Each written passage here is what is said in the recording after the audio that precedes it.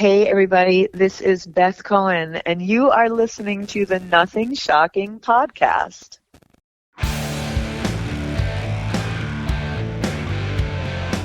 Want to know what's going on in the world of music? Then tune in to the Nothing Shocking podcast, a non-genre based, all ages friendly rock and roll program.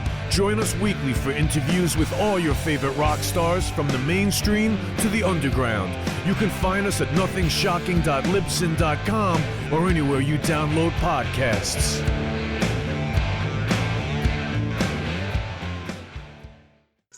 We're putting the band back together.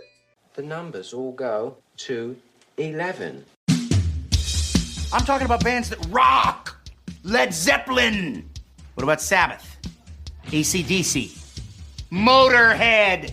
Does that mean it's louder? Is it any louder? Well, it's one louder, isn't it? We're not worthy! We're not worthy! Why don't you just make 10 louder and make 10 be the top number and make that a little louder?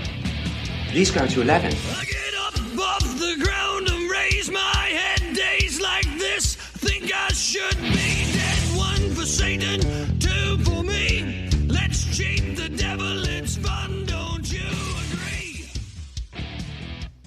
Welcome to the Nothing Shocking podcast. I'm your co-host, Jeff Untied, and with me in Dog Bowl Studios is Coach Nez. You can find the Nothing Shocking podcast on Libsyn or any podcatchers. Like our Facebook page or follow us on X at No Shock Pod. You can also find the Nothing Shocking podcast on Rock Rage Radio every Sunday morning at 7 a.m. Central Time.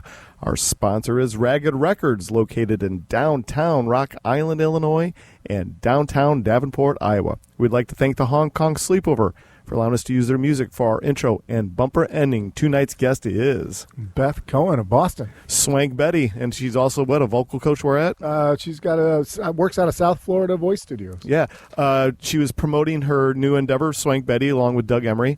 Let's get to the interview. All right, good night. Good night.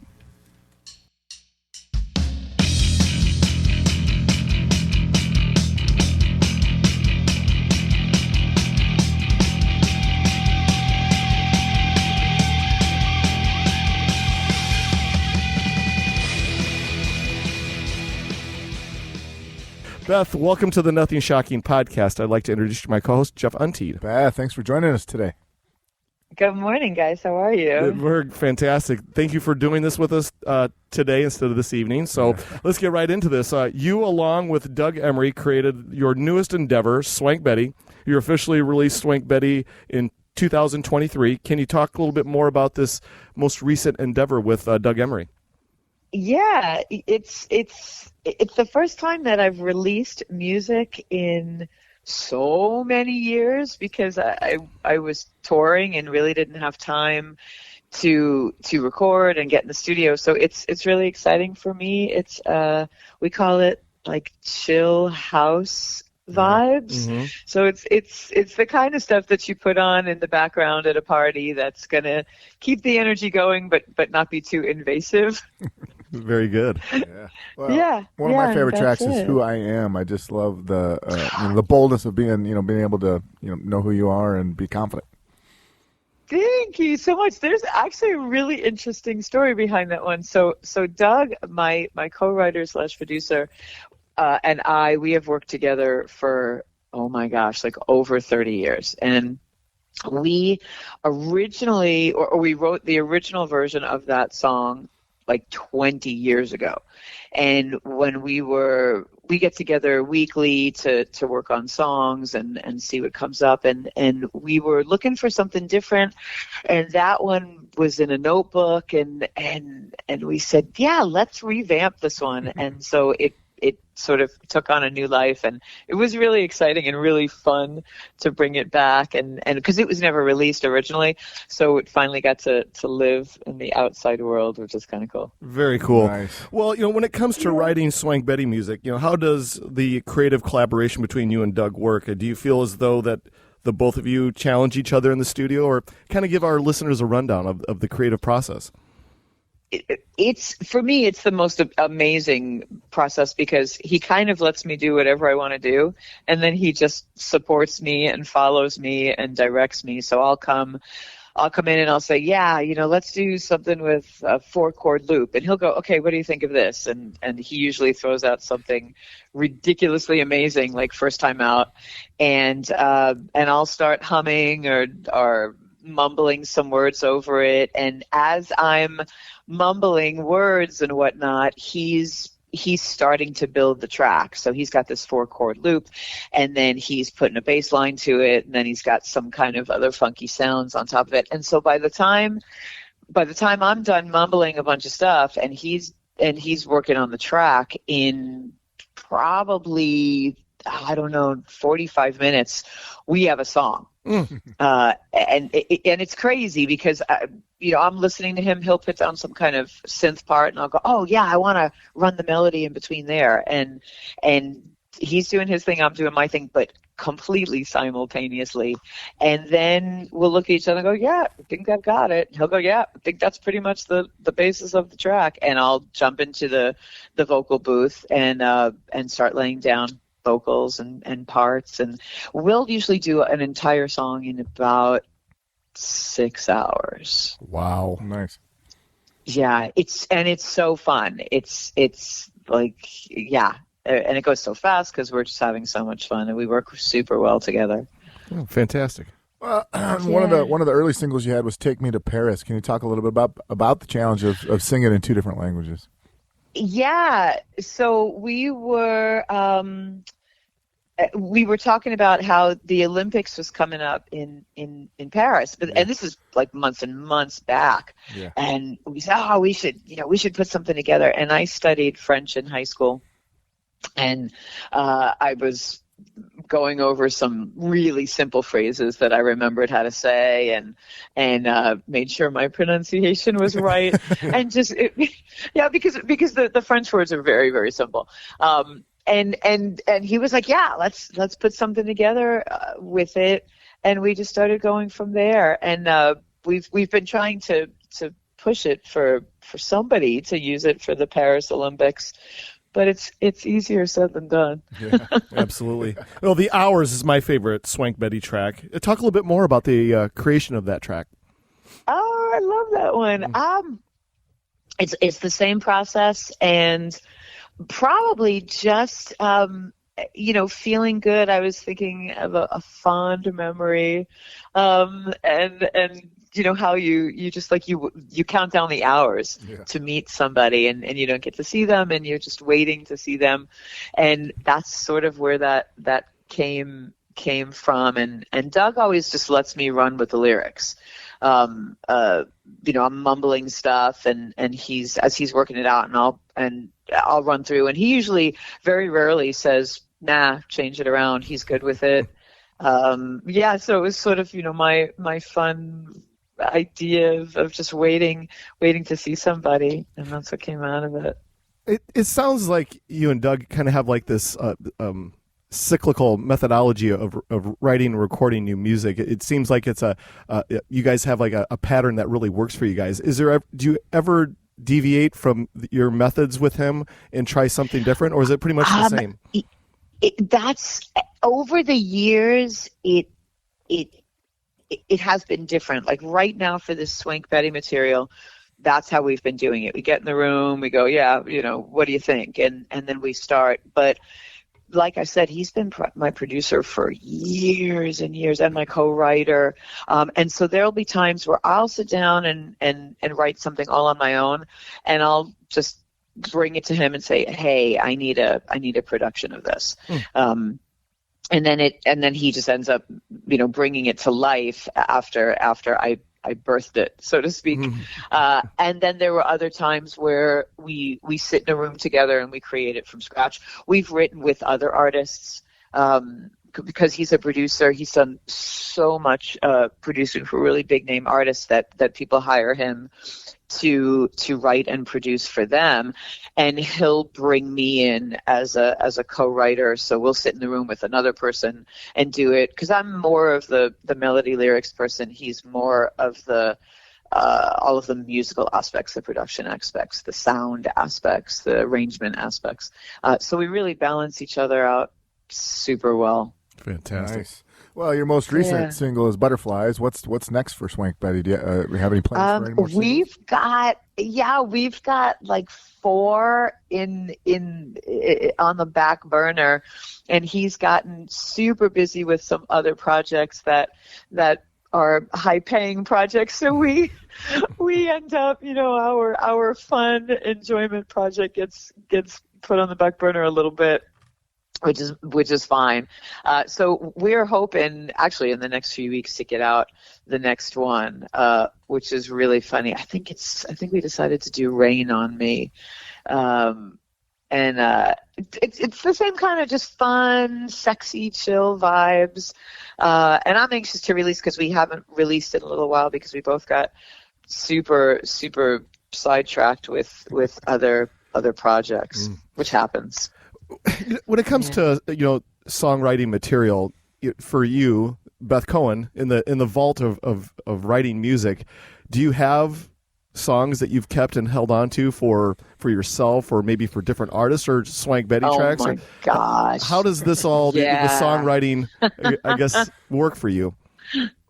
I'm the queen of I want to own 100% of nothing because someone wants to take. So yes, I have lots of songs in the bank. I've been writing forever. I had a release many years ago under the name Dangerous Betty, and it was sort of a rock pop project, and it got a little bit of traction at the time, and I was enjoying that. And I've always written, and a lot of times what happens, I mean, I make the joke, but it's kind of true. Like I'll write something and I'll go, well, this person offered me this terrible deal and I'm not giving it to them because, that's going to leave me with such a small percentage. Mm-hmm. And I end up not allowing someone to take it, and then it sits on the shelf and nothing happens with it. So like I say, I own 100% of nothing on a lot of songs. Maybe that's something I can work on in this forthcoming year because I'm really proud of them. I think that's really good material. I can write in different styles. So if somebody says, so and so's looking for a song, I sit down and I get super inspired and I write something to that style. And I think I've always been pretty good at that, but I'm a terrible salesperson. And I can admit it. Fair enough. Well, let's talk a little bit more about the session work and working with other artists. I mean, you've worked with Jon Secada, Barbara Streisand, Pink, to name a few. Yeah. Can you talk a little bit more about how that works? Yeah. That's my pride and joy. I'm so proud of that stuff. I've always been a working singer along with a songwriter, and the way it works down here in the Miami, South Florida area is there's a handful of session singers that sort of get the calls, and for a very long time I have been lucky enough to be one of the gals who gets the calls. So working with a guy named Pete Wallace, we were doing some writing, and we were working with a very big name writer-producer. His name's Billy Mann, and he works with Pink all the time. And Pete and I were his sort of little baby writers and doing some writing and doing some session work. And I did a demo vocal for Pink on a song called Nobody Knows, and they loved it. And she ended up singing the lead on it, but they kept all my backgrounds. So cool.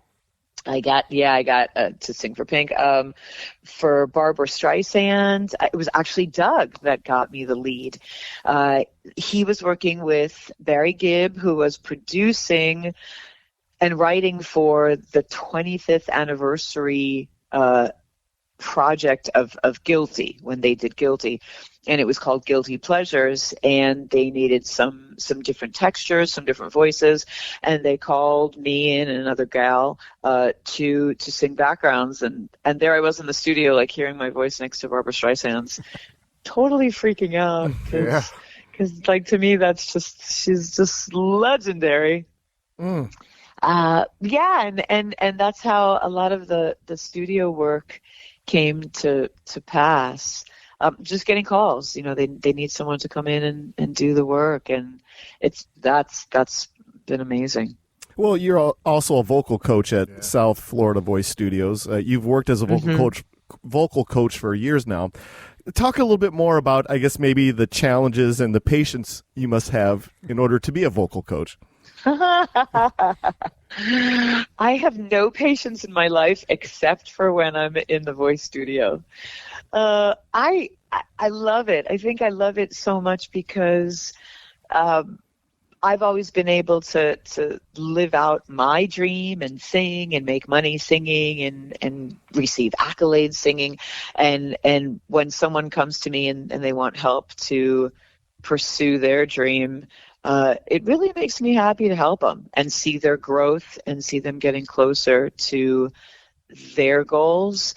The challenges are definitely when I have a student that has so much zest for singing, but their abilities are limited.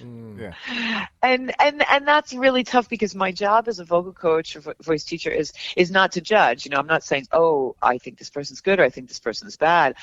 It's my job to help them wherever they are. But of course, it can be more of that challenge when the basic abilities just aren't there, and that makes it's tough. Well, I guess maybe you could kind of shed some light to us and our listeners about, we see it in years long before us that, you know, singers that are not natural singers, that don't have particularly a great singing voice, but something it catches the ear of the industry, and for some reason their voice resonates, but it's not a natural singing voice. Talk a little bit about that a little bit more about that. Right. So it's very interesting because someone can be interesting to listen to or express something really unique and interesting, and maybe they don't have the most typical gorgeous American Idol voice, and that's why the industry is great, because there's a place for different kinds of singers. I think more of the challenge is most of the time when you hear someone, they've at least got that basic ability to to match pitches and be on key. And if they're not, but they're amazing looking, or they've got an amazing stage presence, or they have a really unique sound, now we have some studio magic and we can auto-tune them or melodyne them and make it sound pretty decent. The issue is that unfortunately, there's a bunch of people who kind of they can't even match the pitches, or they rhythmically they're just not even matching with the music, and that's where the real challenge comes in, to try to guide someone and figure out how they can make the connection that okay, this is in time, and these notes are matching exactly like the singer that I'm trying to emulate. That's where the real challenge is. Oh, very good. Yeah. So, you know, I know you're based in South Florida, like you said, but how can people get a hold of you to get you as a vocal coach? Do you have a website? So I do. The website is southfloridavoicestudios.com. And it is, you can find it instantly. It's got everything on there, from who I've worked with to what kinds of things we do, to pricing, to connecting with me, and southfloridavoicestudios.com. Oh, very good. Well, thanks for that. Yeah. Absolutely. So you've been a member of Boston since 2015. Can you talk a little bit more about the invitation to join the band? Yeah. Oh my gosh, it's such a fun story. It's a little bit long. Hold on one second. Sorry about that. It's a little bit long. I was singing in a nightclub on South Beach called the Clevelander, which is still there, I think, and it's been there forever, and it's sort of legendary on South Beach. And Tom Scholes, the leader, the brainchild of the band, happened to be on vacation, and this was way back in 1997. And he ended up getting in contact with me through the nightclub, through the booking agent, because back then there was no, I'll just find her on the internet. Right. And he reached out to me and said, I really like what you do and I like your sound. I'd be interested in working with you. So I ended up flying up to Boston and working with Tom as a writer and a singer for months. And it was amazing. Unfortunately, I had a life down here. I was an established singer down here, and I had to come back and continue to work down here. So it ended up being a short season up there. And then he continued to do the Boston stuff, and it kind of just didn't continue together. And years and years later, literally 2014, I get a phone call and he's like, "Hey, we just lost the female in the band. Would you be interested in joining the band?" And I was like, yeah. Because the amazing thing was I had been out with Barry Gibb doing the Bee Gees thing for a couple of years before he called. And then Barry was taking a break. So I literally was completely open. And it even gets more interesting. So I had played some guitar when I was up in Boston, and he said, "Are you still playing guitar?" And I said, not really, but don't worry, I'll pick it up and I'll get back up to speed.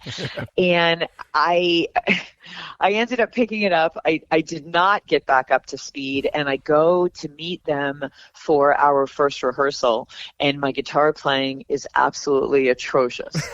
And he and Gary Peel, the other lead guitar player, are kind of looking at me like, oh no, like this is not going to work. And I knew it. Like I knew it. They knew it. It wasn't a surprise. But the vocals, because that's really what I do, the vocals were so good. And so I left pretty much feeling like I wasn't going to be in the band. This wasn't going to work. And Tom calls me and says, "Yeah, this guitar thing is not going to work, but I have this great idea. I'm going to put a keyboard rig together, and you're going to play all the guitar parts on a keyboard," because I'm a piano keyboard player. Mm-hmm. You're going to play all the guitar parts on a keyboard running through a Rockman going into the system.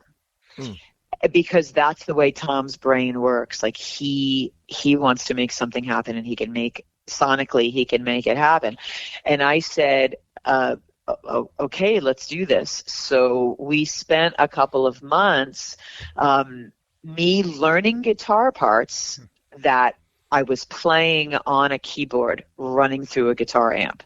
And I thought it was crazy. I thought, he's crazy. I thought this is, there's got to be someone else who can sing, and play some guitar.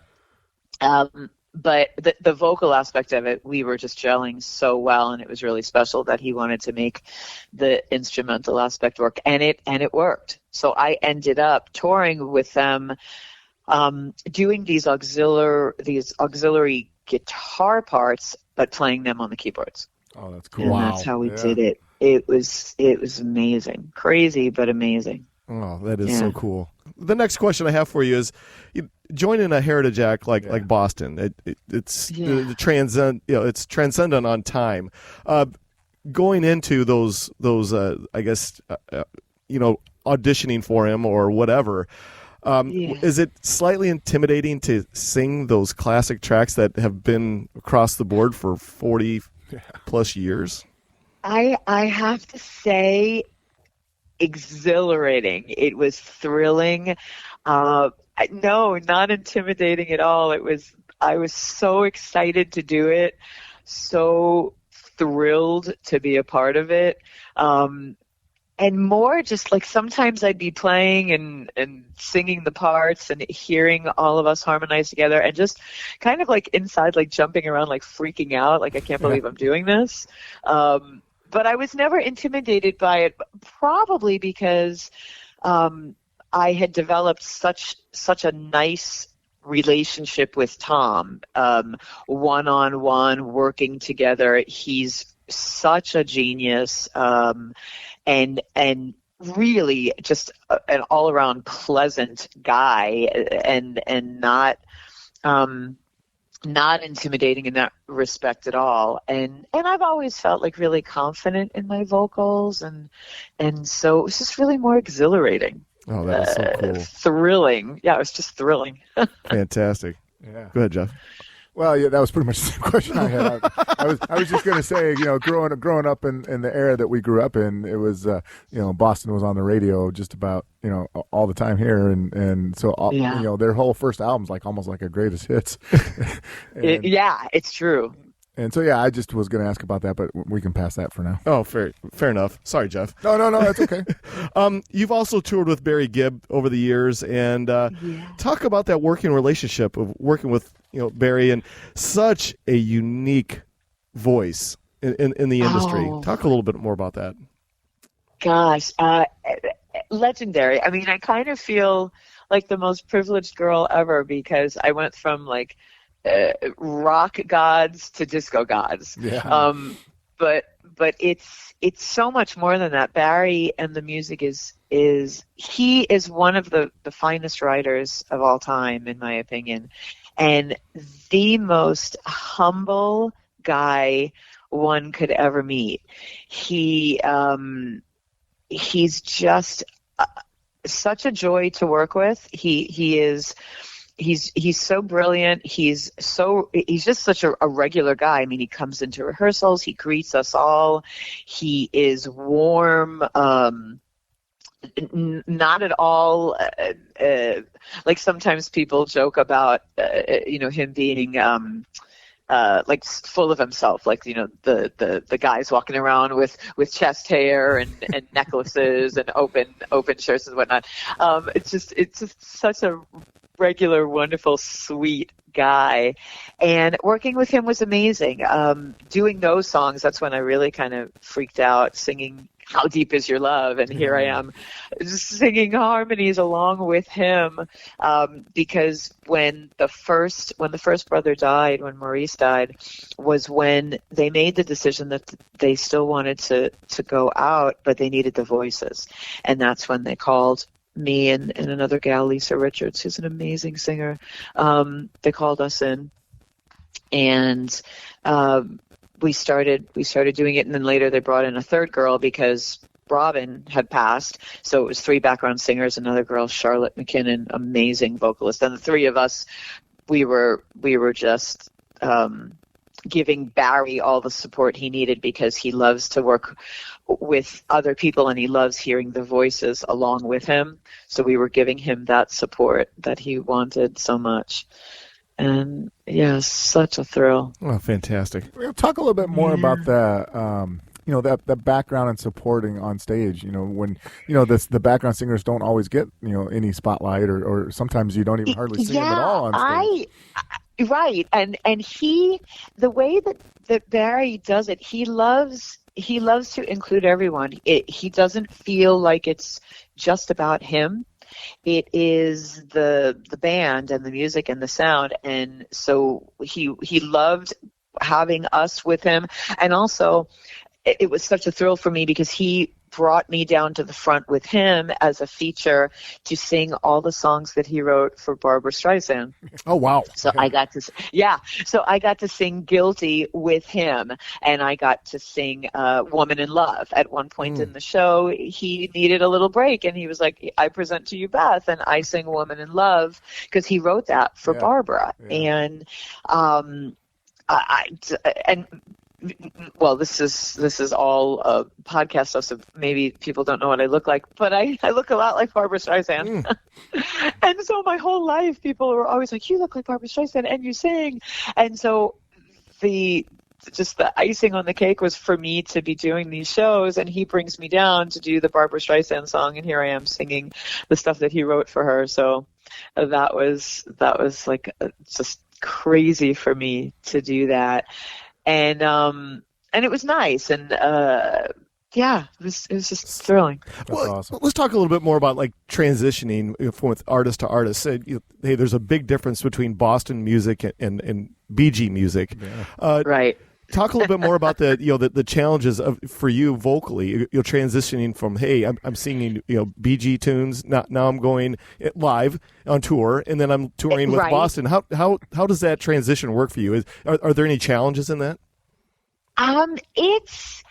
It's kind of crazy because stylistically they're so different. And vocally for me, like there's definitely a certain sound that we wanted to capture singing the Bee Gees stuff. It was very breathy. Everyone knows that sound of Staying Alive and Night Fever and that it was the brothers' sound. So me as a background singer, I was really trying to capture that. And then switching gears to Boston, completely different sound. Like I was singing some lead on a couple of songs, which was definitely a harder rock sound. And then just the background, me blending with all guys because I was the only girl in the group. So now I'm singing with all men and a different timbre and different style. But I loved it. I mean, it's what I do. Like, this is my job. So I absolutely loved it. Musically, it's just thrilling to be able to kind of morph from one to another. And it was really, really crazy because I was out on the road with Boston and we were in the middle of a tour. And I knew that at one point in the tour, Barry was going to do this massive festival in England called Glastonbury. Mm-hmm. And it's like 130,000 people, and it is the top artists, and he did a slot as a legacy artist. And I couldn't miss that show. So the Boston camp was so amazing, and they were like, okay, yeah, we have a show this day, and then we have a show 5 days later, so you can fly out to England, do the Glastonbury show, and come back and not miss a show. Wow. And so that's what I did. So talk about like switching gears in an instant. I did a show. I forget where we were with Boston, but I did a show, flew out, did Glastonbury, and then came back 2 days later, and then did a show in New Orleans with Boston. Amazing. It was crazy. Oh my gosh. But I loved it. I mean, I loved every minute of it. Well, and you've also toured with Jon Secada, who is, Latin and soul R&B. Yeah. How does that transition work out? That was the start. That was the start of all my touring, and I mean, that in itself is kind of interesting because I was singing in English and Spanish. Yeah. And at that time when I started, I didn't speak Spanish, so I didn't know what I was singing. I was doing it all phonetically. Yeah. But then after a while, I mean, I toured off and on with Jon for 13 years, so my Spanish got pretty good. But yeah, another different artist, and he was actually my teacher in college. So again, a very personal relationship, like a friendship relationship. So the transitioning from everything has always been pretty easy because I was super comfortable where I was, and I was working with an artist that was just really great to work with. I've been so privileged to work with artists who don't have crazy egos or don't have separation from the band desires. So the transitioning's always been really easy for me. Well, that kind of brings on a question I have for you. You've worked with obviously some of the biggest names in the industry, whether it's been in collaboration or even vocal coach. How has it molded you as an artist? Working with some of these big names in the industry, because it has to maybe deviate your approach, I guess, professionally. Maybe I don't know. It really helps me to. Gosh, like there's 20 things running through my head. It helps me to realize that throughout an artist's career, one still remains a regular person. Yeah.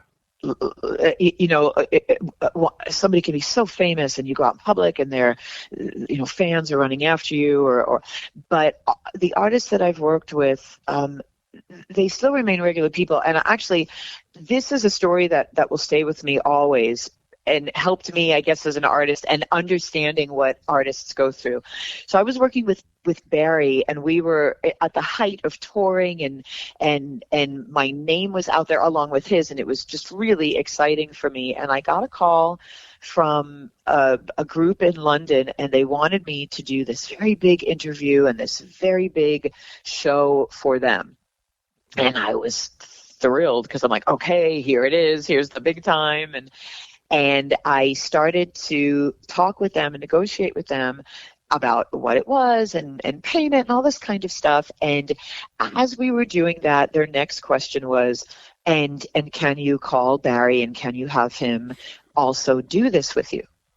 And it wasn't possible. And I had, said to them, I'm sorry, he's busy with something else and it's not possible. And pretty much the minute that they kind of realized that they couldn't get Barry along through me, they were no longer interested in me. Oh. And I was devastated. And so I happened to tell the story to Barry. We were on a break from rehearsal, and I told him, and he says, darling, he says, don't you even worry about that. He says, they used to call me to try to get to Michael. And I'm like, Michael? He's like, Michael Jackson. And he told me that they TV shows and whatnot would call over to Barry. They would talk to Barry for all the time, and they would say, yeah, and can you connect us through to Michael? Because that was what they were really trying to do. And I thought to myself, oh my gosh, here's Barry Gibb at the height of what he's doing and one of the most famous acts in the world. And they're using him to get to somebody else. And when he told me that story, it actually made me feel so much better, because I was like, oh my gosh, this happens on all levels. Yes. And I think that was the most impressive thing upon me, because I had felt so bad, and he really made me feel better, because I couldn't believe that was happening to him. So I guess it was a big thing that I learned in my artistry, that we're still regular people, and the things that happen to us actually still happen to them on a grander scale. Yeah, very good. Yeah. Well, so we talked a little bit about all the people you've worked with. So let's go backwards in time. And where did Beth come from? How did you get involved in music? I'm a little girl from Long Island singing Annie in my house, because I was going to be the next Little Orphan Annie on Broadway. Yeah. I always sang. My parents were super supportive. They bought a piano when I was like 5 years old, and I started sitting on it, playing on it. Always loved to sing. Sang in high school. Had a chorus teacher who was incredibly supportive, and he was fairly young. I mean, for a high school teacher, I guess he was in his 30s at the time, and he was in a band, and that was so cool. And I had expressed interest in singing with a band, and he got me an audition with a band, and I began to sing as a regular singer. So I was a working singer by the time I was 16, and all around Long Island. And that led me to wanting to study music, and that led me to University of Miami. Go Canes. Got a great education there. That's where I met Doug Emery, because he was there as well. And so many musical cohorts that I still work with. I met at UM, and that's how I met Jon. Jon Secada was teaching a vocal class there. He saw what I did and what I could do as a vocalist, and then asked me to be his background singer.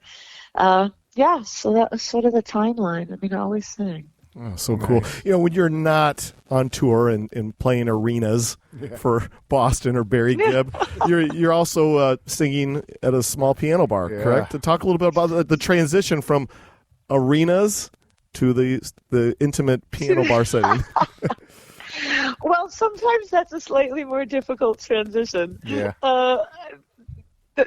Not the piano bar in particular, because I really love that gig, but there have definitely been times where I got off the road singing in arenas, and then the tour stops, and I still have to work and still have to make an income, so I go back to a little local place and sing for 12 drunk people at a bar. And that transition's slightly more difficult. Yeah. But I'm still singing, so I'm still happy. But yes, it brings me to the piano bar, which I have sang at off and on now for oh my gosh, a really long time, because I would leave to go on tour and they would say, okay.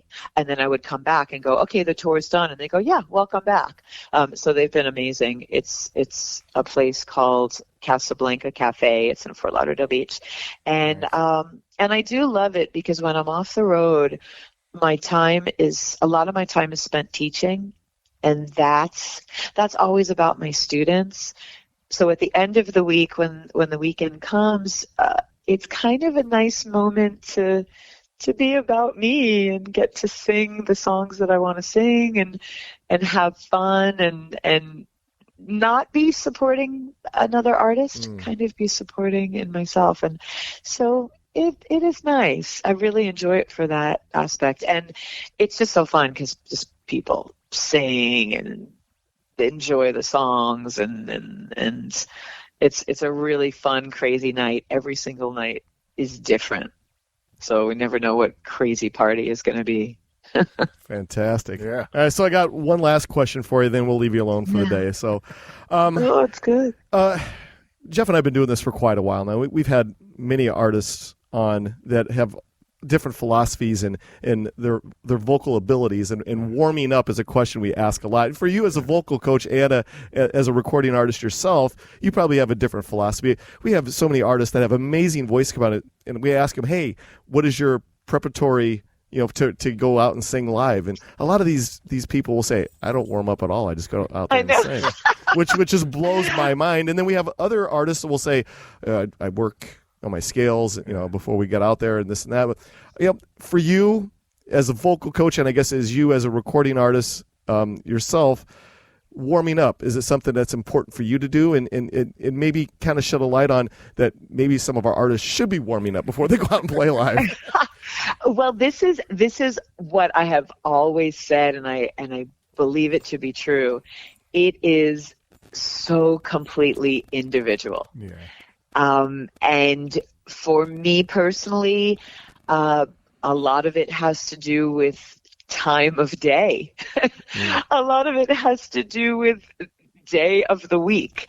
And I tell that to my students as well, because really warming up is if you need it. If I go to my gig at 8:00 at night, I've sung all day, I've taught all day, I've spoken all day.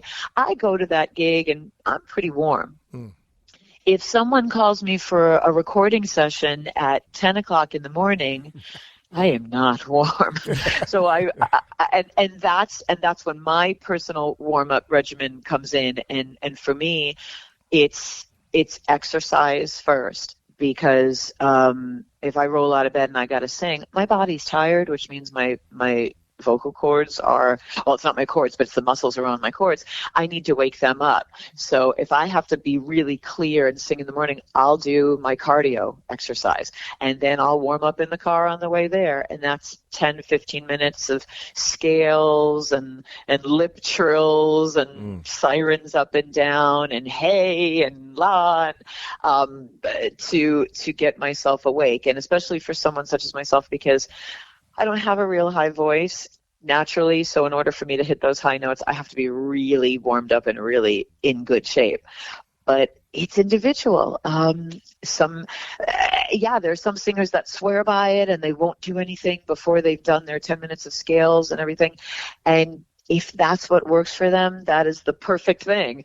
And then the next artist, if they feel like, I jump in and I'm great, then it's so individual. And I've always said it. Very good. Well, we're out of our allotted time. Is there anything that we left off that you would like to plug or promote? Yeah, I would just say I would love for everyone to jump on Instagram, follow me there. It's at the Beth Cohen, TheBethCohen. All the stuff that I do is on my Instagram, and I post more music there. And of course, it's much appreciated. And thank you to you guys. This was really fun. Thank you so much. Oh, you're most welcome. Yeah, well, this is how things are going to work out once it's ready to go. Jeff will edit everything. He's a ninja at this. He cleans up. Oh, amazing. He cleans up all of my boogers. He makes me sound like really good. So me coughing away. Exactly. So, and he'll get everything all cleaned up and ready to go. And once it's ready to go, I'll send you the link, and please share it on your socials, and we're going to share it on all of ours. Oh, cool. Yeah. Good. Yeah, and I'm gonna follow you guys because I actually don't know if I did that, so I'm gonna do it now. Oh, fantastic. Yeah. Thank you guys so much. It was a blast. Yeah, it's been fun. Yeah, I really enjoyed it. Thanks. You. All right. Hey, I'll be in touch again. Like I said. Okay. Take care. Excellent. Bye-bye. Bye. Bye.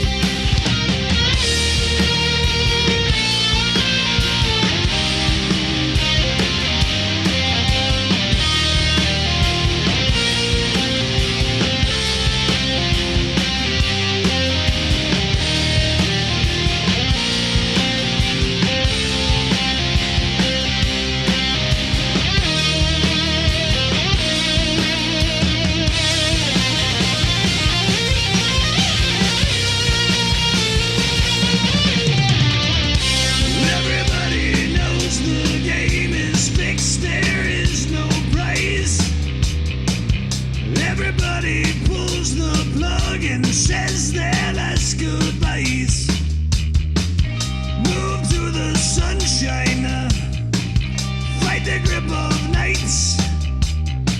If they ever take from you, then you plug out both their eyes.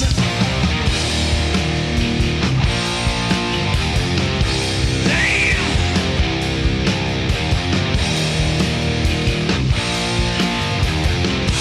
roll the dice.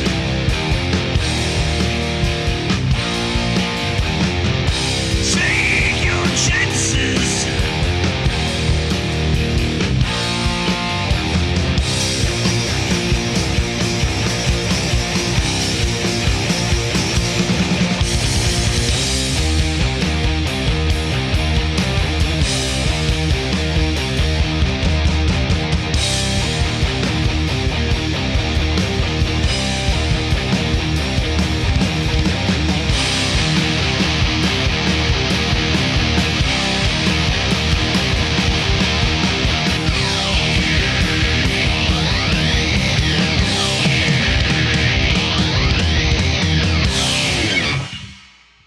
Welcome to the night.